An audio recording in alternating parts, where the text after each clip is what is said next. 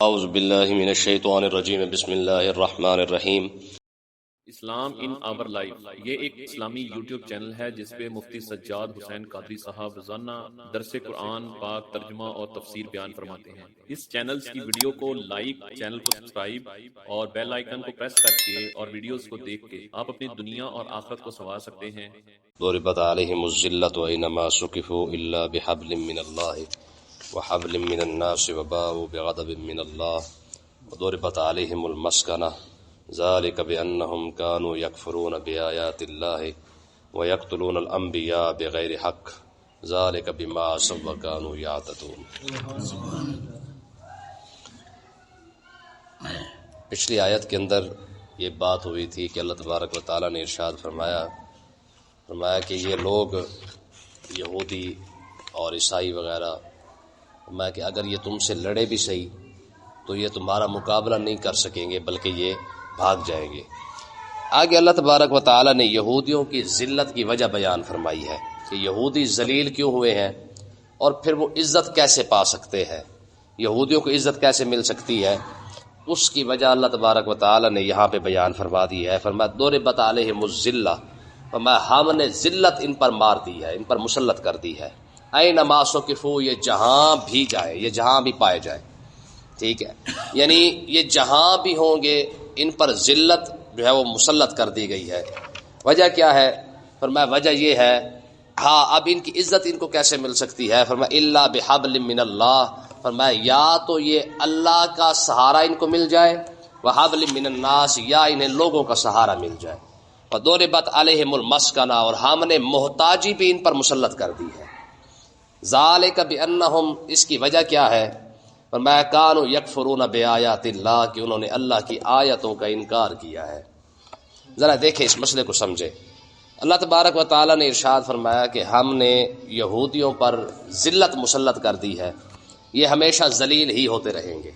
آقا علیہ الصلوۃ والسلام نے ارشاد فرمایا من لم یکن عنده صدقۃ فلیلعن الیہود والنصارى، اور ایک روایت میں فلیلعن الیہود، یعنی جس شخص کے پاس صدقہ دینے کے لیے بھی کوئی شے نہ ہو وہ یہودیوں پر لعنت بھیجے، اللہ تعالیٰ اسے صدقے کا ثواب عطا فرمائے گا۔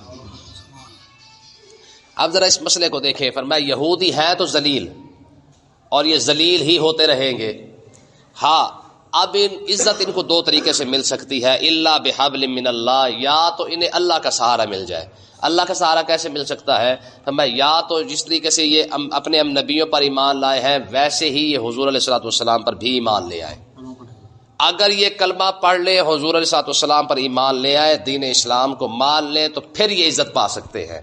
نہیں، دوسری عزت پانے کی صورت یہ ہے کہ یہ لوگوں سے بھیک مانگے، کافروں سے بھیک مانگ کر، مانگنے کے بعد اگر کوئی کافر ان کو سپورٹ کر دے یا ان کی مدد کر دے تو پھر جا کے ان کو تھوڑی سی عزت مل سکتی ہے۔ یہ دو صورتیں ہیں جن سے یہودی عزت پا سکتا ہے، اس کے علاوہ کوئی عزت پانے کی صورت نہیں ہے۔ اگر کلمہ پڑھ لے تو حقیقی عزت مل جائے گی، دنیا اور آخرت کے اندر بھی عزت مل جائے گی۔ اگر کلمہ نہیں پڑھتا ہے تو لوگ اگر ان کو سپورٹ کریں تو پھر جا کے ان کو تھوڑی سی عزت مل جائے گی۔ آپ دیکھ لیں کہ اسرائیل کا قیام ممکن ہی نہیں تھا اگر امریکہ اس کو سپورٹ نہ کرتا، ٹھیک ہے۔ آج بھی وہ جتنا چوڑا ہوا ہے، چودھری بنا ہے، وہ صرف اور صرف امریکہ کی سپورٹ کی وجہ سے ہوا ہے، ٹھیک ہے۔ تو لوگوں کی سپورٹ کی وجہ سے، لوگوں کی مدد کرنے کی وجہ سے جو ہے وہ اسرائیل کا قیام ہوا ہے، اور یہ بات 1400 سال پہلے اللہ تعالیٰ نے قرآن پاک کے اندر بیان فرما دی ہے، ٹھیک ہے۔ کہ یار یہ کیا مطلب ہے کہ اگر اسرائیل یا یہودی، بنی اسرائیل کی بات ہے کہ یہودی اگر عزت کے ان کو تھوڑی سی ملے گی بھی صحیح، تب جا کے ملے گی جب کوئی ان کی مدد کرے گا۔ تو دیکھ لے، جب تک امریکہ ان کے پیچھے نہیں کھڑا تھا اسرائیل نہیں بن سکا، جیسے امریکہ ان کے پیچھے کھڑا ہوا ہے اسرائیل آہستہ آہستہ بڑھتے کہاں تک پہنچ گیا ہے۔ تو یہ بات جو آج لوگ سمجھ رہے کہ اسرائیل کیسے قیام کے اندر آیا ہے، یہ بات قرآن پاک کے اندر پہلے بیان فرما دی گئی ہے، ٹھیک ہے جی۔ آگے دیکھیں جی، ضربت علیہم المسکنہ، ہم نے محتاجی کی بھی ان کے اوپر مسلط کر دی ہے، یعنی یہ محتاج رہیں گے۔ اب کیسے محتاج ہے؟ ہم کہتے ہیں دنیا کے اندر تو ذرا پاورفل ہے یہودی، ٹھیک ہے۔ تو اس کا جواب بھی اسی آیت کے اندر اللہ تبارک و تعالیٰ نے دے دیا۔ فرمایا جب یہ لوگ ان کو سپورٹ کریں گے، لوگ ان کی مدد کریں گے، تو یہ اپنے سودی نظام کو جب رائج کریں گے تو پھر جا کے ان کو جو ہے وہ اپنا ملے گی، باقی ان کو لیے کوئی عزت وغیرہ نہیں ہے۔ اب دیکھیں جیسے جیسے لوگ ان کے ساتھ کھڑے ہوتے گئے ٹھیک ہے، ان کی سپورٹ ہوتی گئی، ان کی مدد ہوتی گئی، اور انہوں نے اپنے نظام کو رائج کرتے کرتے کرتے یہ کہاں تک پہنچ گئے ہیں۔ اب اللہ تبارک و تعالیٰ نے ان کی ذلت اور محتاجی کی آگے وجہ بیان فرمائی ہے، فرمایا ذالک بانہم، ہم نے ان پر ذلت کیوں مسلط کی ہے۔ دیکھیں یہودی جہاں بھی ہو ہے تو قابل نفرت، ہر کوئی کرتا اس سے نفرت ہی ہے، چاہے وہ عیسائی ہی کیوں نہ ہو، سب سے زیادہ جنگوں یہ آپس میں لڑ چکے ہیں ایک دو بار، ٹھیک ہے، لیکن کرتے لوگ ان سے نفرت ہی ہے۔ یہودی جہاں بھی پایا جائے گا ہوگا قابل نفرت ہی، لیکن یہ قابل نفرت کیوں ہے؟ فرمایا ذالک بانہم، اس کی وجہ یہ ہے کانوا یکفرون بآیات اللہ، کہ انہوں نے اللہ کی آیتوں کا انکار کیا ہے، ٹھیک ہے، اللہ کی آیتوں کا انکار کیا ہے۔ قرآن مجید کی ایک اور جگہ پہ اللہ تبارک و تعالیٰ نے ارشاد فرمایا وَلَوْ أَنَّهُمْ أَقَامُوا التَّوْرَاةَ وَالْإِنْجِيلَ، فرمایا کہ اگر یہ تورات اور انجیل کا نظام، اگر احکامات کو اپنے اوپر نافذ کر لیتے، یعنی تورات اور انجیل کا نظام قائم کر لیتے، وَمَا أُنزِلَ إِلَيْهِم مِّن رَّبِّهِمْ، اور جو کچھ ہم نے ان پہ اوپر نازل کیا تھا، اگر یہ سب کچھ اپنی بحیثیت قوم اپنے اوپر یہ نظام کو نافذ کر لیتے تو اللہ تعالیٰ ان کو کیا دیتا؟ فرمایا لَأَكَلُوا مِن فَوْقِهِمْ وَمِن تَحْتِ أَرْجُلِهِمْ، اللہ تعالیٰ زمین اور آسمان سے ان کے لیے رزق بارش برسا دیتا۔ اگر یہودی اور عیسائی تورات اور انجیل کو اپنے اوپر لازم کر لے، لازم کا مطلب پڑھنا نہیں ہے، یہ میں آپ کو بتاتا رہتا ہوں، کتاب پڑھنے کے لیے نہیں آتی ہے، کتاب عمل کرنے کے لیے آتی ہے، ٹھیک ہے جی۔ اللہ تبارک و تعالیٰ نے جتنی بھی کتابیں نازل کی ہے یا صحیفے نازل کیے ہیں وہ ایصال ثواب کے لیے نہیں ہے، وہ ایکسٹرا عبادت ہے، ہاں وہ صرف اور صرف نافذ کرنے کے لیے ہوتی ہے، یعنی رب جو حکم دیتا ہے وہ اس کا مطلب یہ ہوتا ہے کہ اس کو اپنے اندر نظام کو نافذ کرو، جو بھی حکم کتاب کے اندر نازل ہوتا ہے۔ تو اللہ تبارک و تعالیٰ نے ارشاد فرمایا ہم نے جو تورات اور انجیل جو ان کو دی تھی، اگر یہ تورات اور انجیل کو اپنے اوپر نافذ کر لیتے، اس کا نظام قائم کر لیتے تورات اور انجیل کا، تو ہم کیا دیتے؟ میں لَأَكَلُوا مِن فَوْقِهِمْ وَمِن تَحْتِ أَرْجُلِهِمْ، ہم زمین اور آسمان یعنی من تحت أرجلهم، ان کے پاؤں کے نیچے سے ہم انہیں رزق دے دیتے، ٹھیک ہے جی، آسمان سے ہم ان کو رزق دے دیتے۔ تو یار اگر تورات اور انجیل کو یہودی اگر اس کا نظام قائم کر لے تو رب اس کے لیے اتنا وعدہ قائم کیا ہے، ٹھیک ہے۔ تو جو کتاب ان سے بڑی کتاب ہے، مصدق کتاب جس کو کہا جاتا ہے، یعنی قرآن پاک تو مصدق کتاب ہے، یعنی تصدیق کرنے والی ہے، ساری کتابوں سے بڑی کتاب ہے، اگر اس کا نظام قائم ہو جاتا تو رب رزق کتنا عطا فرما دیتا۔ بات سمجھ آئی کہ نہیں آئی ہے؟ تو اس کا مطلب یہ ہے کہ اللہ تبارک و تعالیٰ نے ویسے اس آیت کے اندر یہ ایک نقطہ، یہ ایک اشارہ دیا ہے کہ اب بھی اگر کوئی شخص چاہتا ہے تو وہ میری کتاب کو نافذ کر لے۔ آج بھی یہ قوم اوپر آ سکتی ہے، لیکن ایک ہی طریقہ ہے، وہ صرف اور صرف یہی طریقہ ہے کہ آپ اس کتاب کو اپنے اوپر نافذ کر لیں، ٹھیک ہے۔ جب چلانا ہی غیروں کا نظام ہے تو پھر کیا خیال ہے برکتیں کہاں سے آئیں گی؟ پوری دنیا پاکستان کو قرضہ دینا، بیک وقت قرضہ دے دے، یہ پھر بھی اوپر نہیں اٹھ سکے گا۔ جب چلنا ہی رب کی دشمنی کے ساتھ ہی ہے تو کیا خیال ہے جب رب عزت نہ دے تو پھر کون عزت دے دے گا؟ ٹھیک ہے نا جی۔ عبداللہ بن مسعود بیٹھے ہوئے تھے اور آقا علیہ الصلوۃ والسلام نے انہیں فرمایا میرے بچے یاد رکھ، ٹھیک ہے، عبداللہ بن مسعود کو حضور نے فرمایا پوری دنیا تیری مدد کرنا چاہے، رب نہ کرے تیری مدد کوئی نہیں کر سکتا، اور پوری دنیا تجھے ذلیل کرنا چاہے، رب تجھے عزت دینا چاہے، فرمایا تجھے ساری دنیا رال کے بھی تجھے ذلیل نہیں کر سکتی ہے۔ تو پوری دنیا IMF کا باپ بھی اٹھ کے آ جائے نا پاکستان کو اوپر نہیں اٹھا سکتا، اول تو اٹھانے کے لیے ہے ہی نہیں، ٹھیک ہے۔ تو پوری دنیا کا چپا چپا سے پیسہ اکٹھا کر لینا ہمارے حکمران، یہ کبھی بھی عزت نہیں پا سکتے۔ اور ہماری حکمرانوں کو چھوڑے ہماری قوم منافع خور ہے جی، یہ ساری دنیا کا منافع اکٹھا کر کے دیکھ لیں، کبھی سوال ہی پیدا نہیں تو عزت مل جائے۔ عزت صرف اور صرف اس وقت ملتی ہے یا رزق کے اندر برکت اس وقت ہوتی ہے جب بندہ اللہ اور اللہ کے رسول کے بتائے ہوئے راستے پر چل پڑتا ہے۔ اب دیکھ لیں صبح سے لے کر شام تک ہماری قوم ڈنڈی مارتی ہے، اور ماہ رمضان کی تو ویسے برکت اکٹھی کر رہی ہے، ٹھیک ہے، شام کو پھر بھی تو روتا بیٹھا تھا بندہ۔ اگر رب کے بتایا ہوا طریقے سے یار جو جائز منافع ہے اگر اتنا لے لے تو کیا اس میں برکت نہیں آئے گی؟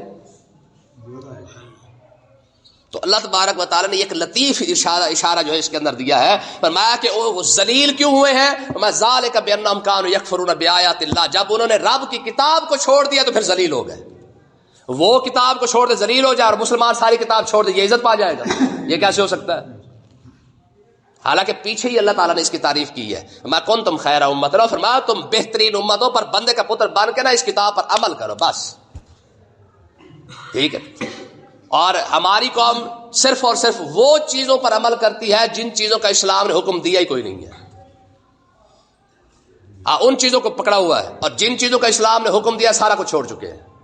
اب دیکھ لیں، بارش آ رہی ہے، کڑک کا موسم ہے، گندم کا موسم ہے، کیا حال ہو چکا ہے۔ پھر کہتے جی موسم خراب ہونے کی وجہ سے فصل تباہ ہو گئی ہے۔ موسم خراب ہونے کی وجہ سے نہیں ہے، یہ عشر نہ دینے کی وجہ سے تباہ ہوئی ہے۔ کتنے لوگ عشر نکالتے ہیں، پھر کہتے جی ہماری پتہ نہیں، اللہ جانے سنڈی کہاں سے آ جاتی ہے، اللہ جانے کیڑا کہاں سے آ جاتا ہے، اللہ جانے فصل خراب کیسے ہو جاتی ہے۔ کارہاں بھی سپرے، کتنے سپرے کرتے ہیں۔ ایک فصل کو تیار کرنے کے لیے ذمہ دار کتنی سپرے کر رہا ہے، کتنی کھادیں دے رہا ہے، کتنا پانی لگا رہا ہے یار، لیکن سوال ہی پیدا نہیں ہوتا کہ جناب اس کا عشر نکال دے۔ تو جب عشر نہیں نکالا تو پھر وہ پیسہ جو بچانا تھا نا، وہ پہلے 20 سپرے دے کر لگا چکا ہے۔ وہ 20 پہلے ایک وہ لوگ یار یہ گندا ہوتا نا جانوروں کا گوبر ہے جی، پہلے یہ روڑی اٹھا کے فصل کے اندر ڈالا کرتے تھے، فصل کے اندر جناب اللہ برکت ہی برکت ہے جی، چوڑی چکی چوکی ہو جاتی تھی۔ آج 2 سپرے، 4 سپرے، 5 کھاد کی بوریاں دی جا رہا ہے، کہاں ہے برکت؟ ادھر سپرے دے کے آتے تو اوپر سے بارش آ جاتی ہے، ادھر کھاد دیتے آتے تو اوپر سے بارش آ رہی ہے۔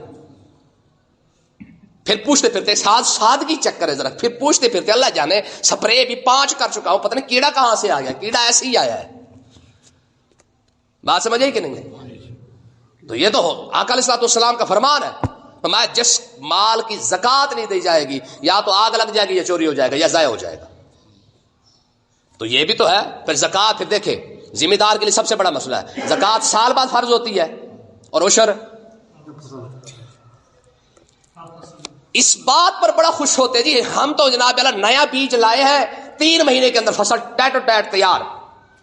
اگر 3 مہینے بعد فصل تیار ہو رہی ہے تو 3 مہینے بعد تیرے اوپر عشر بھی فرض ہو رہا ہے، کیونکہ فصل پر عشر ہے نا۔ تو سب زکات تو سال بعد جا کے فرض ہو رہی ہے، اور عشر تو ہر فصل کے اوپر فرض ہو رہا ہے۔ کیوں نہیں نکالی؟ پھر کرتا، پھر سپرے کرتا، پھر کھاد دیتا رہے۔ ٹھیک ہے جی، کل جو 2500 روپے کی بوری ملتی تھی آج 25,000 کی مل رہی ہے۔ پیسے نکلنا بھی تو ہے نا، جس زمین سے نکال کے تو گھر لایا تھا جی 100 من کڑک ہو چکی ہے، تو اس نے اگلے نے پہلے 20,000 کی بوری کر کے سارے پیسے نکلوا لیے ہیں۔ ذالک بانہم کانوا یکفرون بآیات اللہ۔ ٹھیک ہے نا جی، ہے نہیں قرآن صرف پڑھنے کے لیے، سال ثواب کے لیے نہیں، یہ قرآن سمجھنے کے لیے ہے۔ فرمایا یہودی اور عیسائی اس لیے ذلیل ہو گئے تھے کہ انہوں نے اپنی اپنی کتابوں کو چھوڑ دیا تھا، ٹھیک ہے، اور تم، فرمایا کہ تمہارے لیے بھی یہی حکم ہے کہ اگر قرآن کے ساتھ آج بھی لگ جاؤ کہ عزت مل جائے گی، قرآن کے ساتھ نہیں لگو کہ عزت پا نہیں سکتے، چاہے جو مرضی کر لو۔ اور دوسری بات، فرمایا یہودیوں کے ذلیل ہونے کی وجہ کیا ہے؟ فرمایا وَيَقْتُلُونَ الْأَنْبِيَاءَ بِغَيْرِ حق، انبیاء کو ناحق شہید کرتے تھے۔ انہوں نے انبیاء کو شہید کیا، وہ تو چلو ظالم ہو ہی گئے، اور پوری امت مسلمہ ساری شریعت چھوڑ چکی ہے۔ بندے کو شہید کرنا اور بات ہے، پورا نظام ہی چھوڑ دینا۔ گناہ ان کا بھی کم نہیں، انہوں نے بھی نبیوں کو شہید کیا ہے۔ اگر انہوں نے نبیوں کو شہید کیا تو ساری امت مسلمہ پوری شریعت چھوڑ چکی ہے۔ بما سوا کانوا یعتدون، اب دیکھیں ان الفاظ کے اندر فرمایا وجہ یہ ہے کہ ذالک بما سوا کانوا یعتدون، وہ نافرمان بھی تھے، سرکش بھی تھے۔ اب ذرا آگے دیکھیں، جو بندہ شریعت پہ چل لے رب اس کی قدر کیسی کرتا ہے، ذرا دیکھیں فرمایا لیسو سوا، سوا فرمایا کہ سارے یہودی اور عیسائی برابر بھی نہیں ہے، کچھ ایسے بھی ہیں من اہل الکتاب، کچھ یہودی اور عیسائیوں میں سے ایسے ہیں جنہوں نے کلمہ پڑھ لیا ہے۔ کیا کیا؟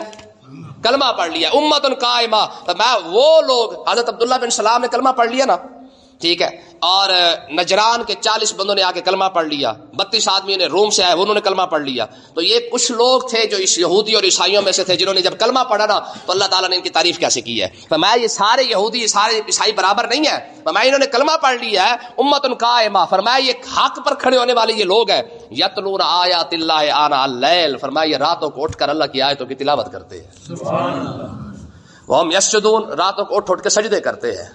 یہ ہے تعریف ہے جی، یہ ہے وہ بات جس کی رب تعریفیں کرتا ہے۔ فرمایا یہ میرا بندہ جس نے ایسے ایسے کیا ہے، ٹھیک ہے۔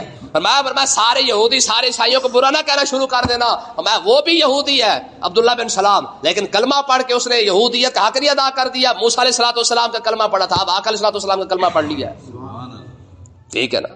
فرمایا یہ بھی تو یہودی ہے لیکن کلمہ پڑھ لیا ہے۔ وہ عیسائی تھے، انہوں نے آ کے کلمہ پڑھ لیا، پھر کلمہ پڑھنے کے بعد خالی بیٹھ نہیں گئے، حالانکہ حضور علیہ السلام نے ارشاد فرمایا کہ جو کسی اور امت کے اندر ہو پھر میرا کلمہ پڑھ لے، اللہ تعالیٰ اسے دوہرا ثواب عطا فرمائے گا، ڈبل ثواب عطا فرمائے گا۔